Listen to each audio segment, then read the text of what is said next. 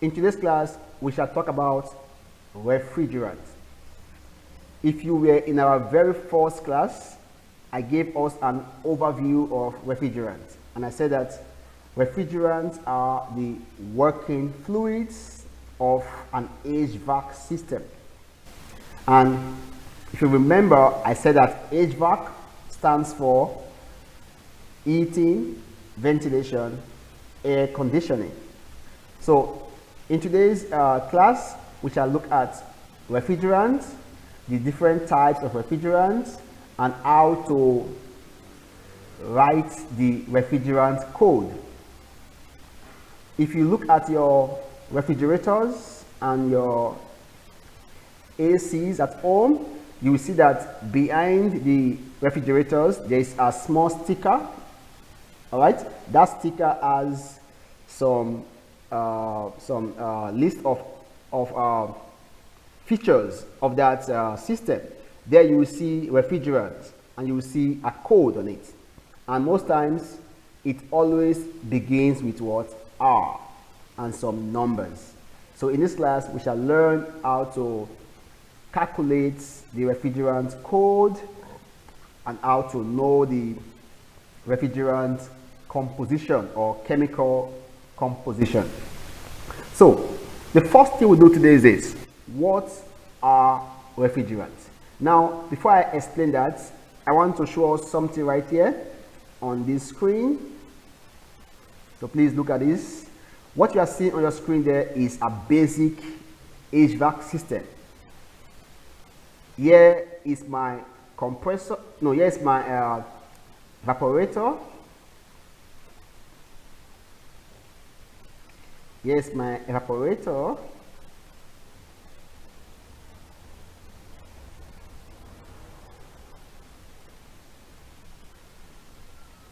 Here is my compressor.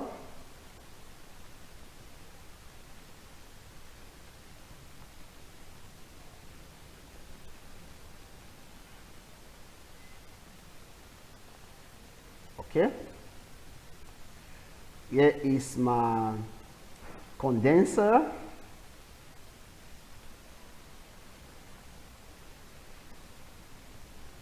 And this is my, I call it my metering device. Metering device.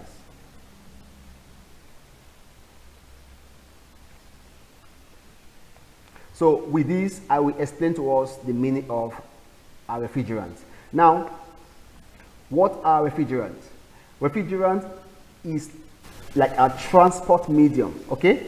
Refrigerant is a transport medium that moves heat absorbed in the evaporator to the what? Condenser, where it is what? Rejected. In this condenser, all right, it is called an heat exchanger. Right? In the condenser, the heats are what? Rejected. That is why when you put your hands behind your refrigerator, you feel some hot air coming out. So the condenser is like an heat exchanger. All right. So the refrigerant moves through this system. Okay. It absorbs the heat from the evaporator and move the heat to the what? Condenser, where the heat is rejected. Okay. Now, as we continue in this semester, we shall be talking about the compressor, the types of compressor, condensers, metering device, and evaporator. So these are the four major components of an HVAC system. Again, I'm saying that refrigerant is a transport medium,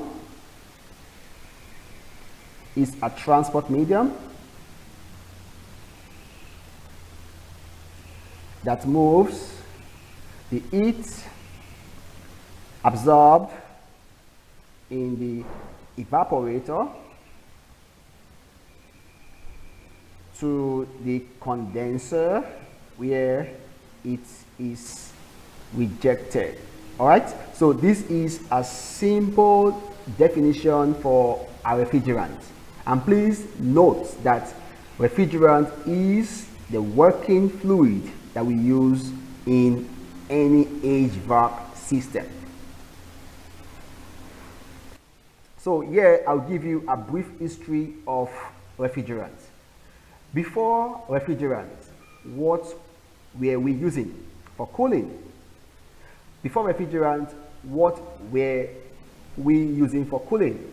Before refrigerant came, we have what we call the natural refrigerants. They call them the natural refrigerants. Okay? Now, we have three natural refrigerants that were used before we start having the refrigerant that we use today. Number one was ice block.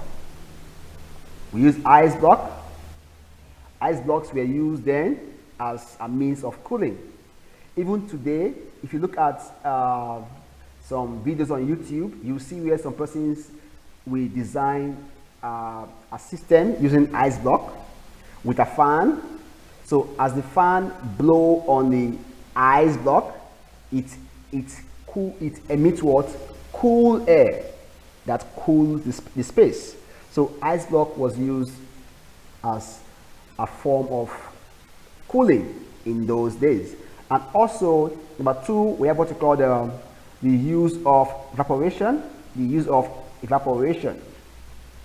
This is a natural means of cooling, because as you experience cool breeze on your body, or as your body emits the heat, it gets cool. That means that as the heat from your body is emitted or evaporated, your body gets cool.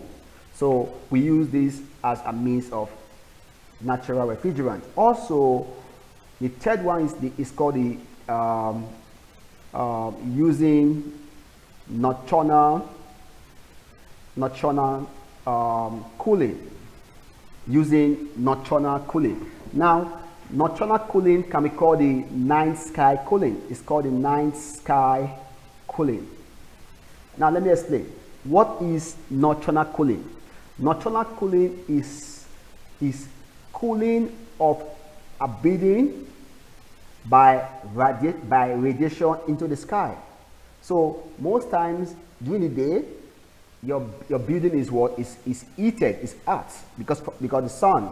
Now at night the building starts to emit the heat back to the sky. So as the building emits the heat back to the sky, the building gets cool. So we are saying that nocturnal cooling is the cooling of a building by radiation to the sky. So I can say is the cooling of a building by radiation to the sky. So that is the concept of nocturnal cooling. Before we talk about refrigerants, let's look at the criteria or the properties of a good refrigerant. So let's look at refrigerant properties. Refrigerant properties. What and what should I look at for in buying refrigerant? Or I can say, what are the criteria? I'll give us a first one is that it must be ozone friendly. It must.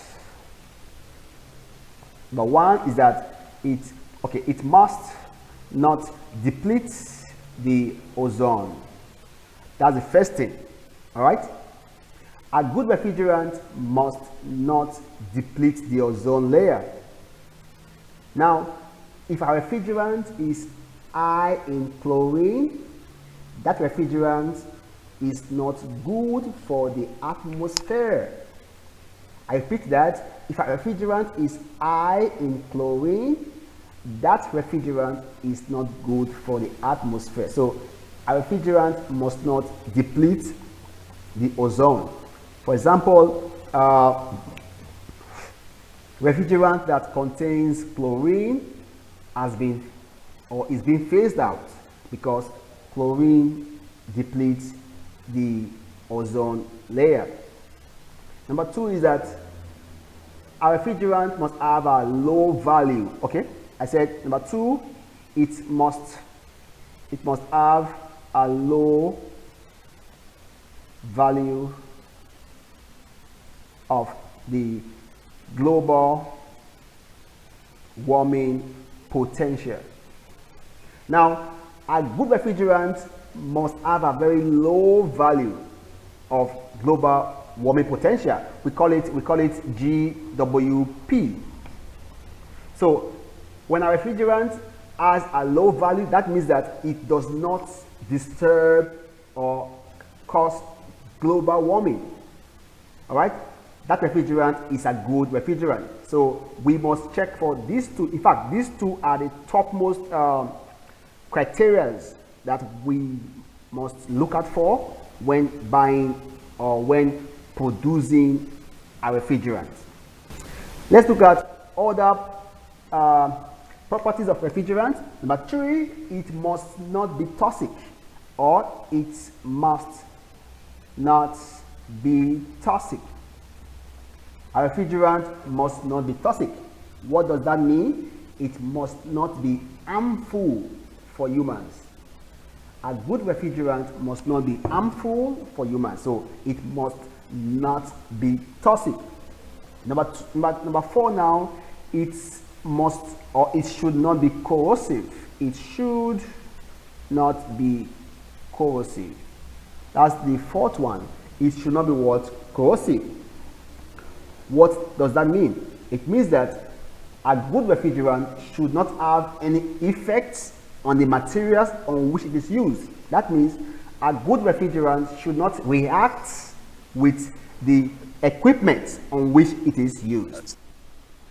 I'll give us some more. Number 5, it must not be what? Flammable. Let me say, it must not be flammable. So a good refrigerant should be inert and should not catch fire when subject to what? To high temperature. All right, it should not be what? It should not what? Catch fire when subject to what? To high temperature. That's number 5. I'll give us a next one again, which I call it immiscibility with water with oil. Miscibility with oil. Now let me explain this. Now in your AC, in your refrigerators, when you use refrigerants, we have what we call refrigerant oil. So when you put refrigerant in your compressor, most times when you are buying a refrigerant, it is already mixed with what? Oil. All right, now that oil is for lubrication purpose. Now let me explain. A good refrigerant should not react with the oil. I repeat that. A good refrigerant should not react with the lubricating oil. So I'm saying that it should not react with the lubricating oil. All right, that is a very important criteria for what a good refrigerant. And in fact, we have so many criteria for a good refrigerant. Number 7 again is that it must be easily detected when there is a leakage. All right, that means that it should have a pungent smell. Let me say number 7, it should have a pungent smell so that it can be easily detected. All right, very, very important. It should have a pungent smell so that when there's a leakage, it can be easily what? Detected. We have others. For example, it should be what? Easily available. All right, a refrigerant should be easily available at a low cost. Okay, it should be easily available at what? A low cost. And also, the refrigerant should be easy and safe to what? Handle. So a good refrigerant should be easy and safe to handle. Also, I'll give us one more, is that a refrigerant should have an high COP or a low power requirement. I'm saying that it should have a high COP and lower power requirement. Now, what is COP? COP is what? COP is what? Is the coefficient of performance. And as we continue in this semester, we shall be looking at some calculations of COP. Now, I will explain to us the different ways that we can classify refrigerants. For this class, I will show us 3 ways that we can classify refrigerants. Number 1 is based on their working principles. Number 2 will be based on safety. And number 3 will be based on their chemical properties. So these are the 3 ways that I shall be classifying the different refrigerants. So I want you all to please give me your attention as we go through the different classes of refrigerants. All right. The first one is refrigerants based on working principles. Now, refrigerant based on working principles, it has 2 types. The first one is called what we call they are called the what? Primary refrigerant. Primary refrigerants. Now, these refrigerants are the direct working fluids. They are the direct working fluids. All right, so these are the refrigerants that we use directly in cooling. All right, and number 2, they undergo phase change. Earlier on, I was saying that the refrigerant, as the refrigerant moves from the compressor to the condenser, the refrigerant leaves the compressor as a vapor, all right, and the refrigerant leaves the condenser as a liquid, and also it leaves the evaporator as a gas. So refrigerant changes phase, and those are called primary refrigerants. For example,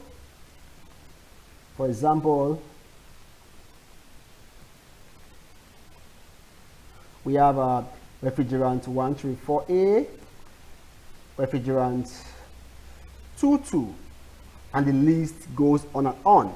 These are some examples of primary refrigerants based on what? Working fluids.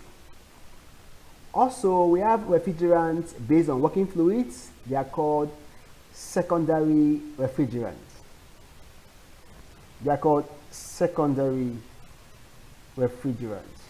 Let me explain this, guys. Now, what are secondary refrigerants? These are not the direct working fluids. So they are not the direct working fluids. Let me explain. Now, these refrigerants are used to transport energy in the system. They are not the main refrigerants, okay, or I would say they are not the main working fluid, but they are used to transport energy via the system.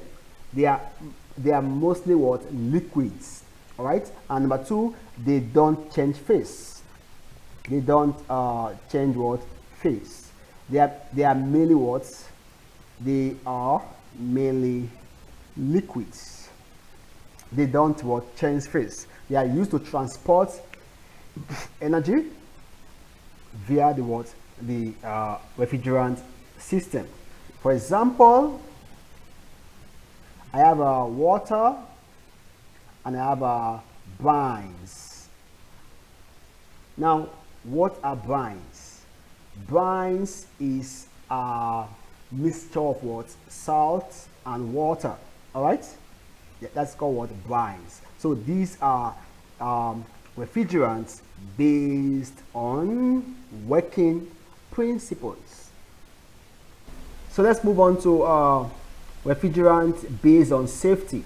All right. Now, based on safety is under two subheadings. Okay. Number one is that it is toxic. Now we have two types of, or two refrigerant classes based on it being toxic. Number one is called the class A. We have the class A refrigerants. We have the class A refrigerant. Okay, these ones they are non-toxic. They are called the class A. While the class B are toxic. Okay, we have the class A and the class B. So class B are toxic. Okay, so refrigerant based on safety is into two subcategories. Category one is it being toxic, then two is it being what? Flammable.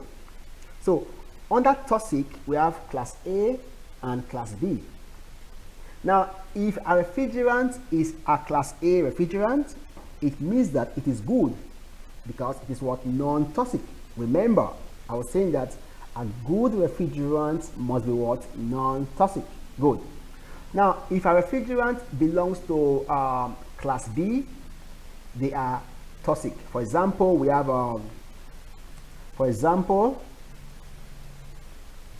have ammonia. Ammonia refrigerant is very what? Toxic. It's a class B. For class A, for example, for class A, we have CO2, which is carbon dioxide, and we have refrigerant 2,2. So these are some examples of refrigerants that belongs to class A and class B. All right. Also, we have what we call flammability. A refrigerant, remember, must not be flammable. And also here we have what? We have three refrigerant what? Classes under flammability. Let me explain, guys. Look at this.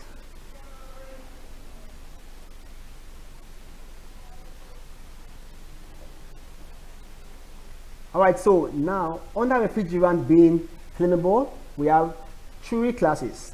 We have class 1, here is class 1, class 1. Now class 1 shows no flame propagation. It shows no flame propagation. That's for class 1. So if a refrigerant belongs to class 1, that means it is good, because a refrigerant must have what? Must not be what? Flammable. So class 1 refrigerants are very good. Also we have class 2 under flammability. We have class 2. Now class 2 are a bit okay, class 2 is a bit flammable because they have a lower flammability level or limits more than 0.01 kilogram per meter cube. That's for class 2 refrigerants. Then the last one is class 3 refrigerants.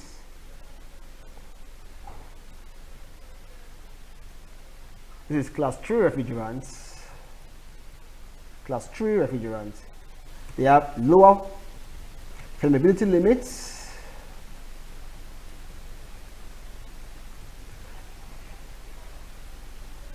less than or equal to 0.01 kilogram per meter cube. Now let me explain this. Now what I'm saying is this: class 1 refrigerant is safe. Class 2 refrigerant is not safe because it's a bit flammable, while class 3 refrigerant is highly flammable. All right, so these are the types of refrigerant based on safety. Now let me show us some refrigerant classes. Look at this. So from these two, I can say that we have what refrigerants? We have A1, we have A2, we have A3, we have B1, we have B2, and we have B3. Now, A1, A2, A3, B1, B2, B3 are the safety levels of refrigerants. When you are buying a refrigerant, each refrigerant has a safety code. It can be A1 or A2 to A3. Now, if a refrigerant is A1, that means A is not toxic and 1 is what? It is not what? Flammable. So A1 refrigerants are good, they are safe to use. Now, if a refrigerant is B3, it means that B is toxic, 3 is what? Flammable. That means B3 refrigerants are not what? Are not safe. Okay? So when you are given refrigerant and you see the safety code, you must be able to interpret that refrigerant safety by looking at the what? The number and the letter. So when you see A2, A means what? It is not toxic. 2 means what? It is a bit what? Flammable. All right, so these are the safety codes for refrigerants. Now, refrigerants 600A is not a very safe refrigerant, okay? Because it is what? It is A3. Now, what is A3? A means what? It is toxic. Sorry, A means what? It is not toxic, which is good. But 3 means what? It is what? Highly what? Flammable. So refrigerant 600A might be good, but if there is a leakage in your system, it can cause what? Explosion.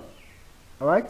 So it is very important as engineers or as potential engineers for us to be familiar with the different safety codes for refrigerants. Next is refrigerant based on chemical properties. Now, the first one is called the pure fluids. The first one is called the pure fluids. We have the pure fluids. We have the pure fluids, and 2, we have the mixtures. 2, we have the mixtures. We have the mixtures. So these are the types of refrigerants based on chemical properties. We have the pure fluids, and we have the mixtures. So now when we say mixtures, it means that it's a mixture of what?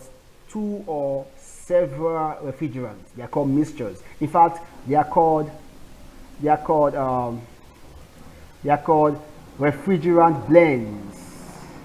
They are called refrigerant blends. Okay, they are called refrigerant blends. It's a mixture of what? Two or several refrigerants. For example, we have what we call the azeotropic. And number two, we have the zeotropic. Zeotropics. So these are two types of mixtures. All right, they are under, or they fall under what? Chemical properties, called the zeotropic and the azeotropic refrigerants. All right, now let's come back to pure fluids. Now, pure fluids is classified into two types. Number one is called the natural fluids. We have the natural fluids or natural refrigerants. For example, we have the organic and we have the what? The inorganic. So these are two types of what? Natural what? Refrigerants. They fall under what? Under pure fluids. We have the organic and we have the what? Inorganic. Now, the organic are called the hydrocarbons. They are called the hydrocarbons. For example, your refrigerant 600A, your refrigerant 290, they are under what? Organic. For example, refrigerant 600A, refrigerant 290, these falls under organic refrigerants. Also, for the inorganic, we have, for example, you have water. You have water.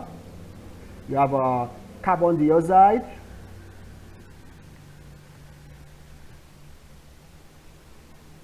You have ammonia. So all these are examples of inorganic refrigerants. As we continue in the class, I will give us the refrigerant code for water, carbon dioxide, and ammonia. So these are the examples of natural refrigerants.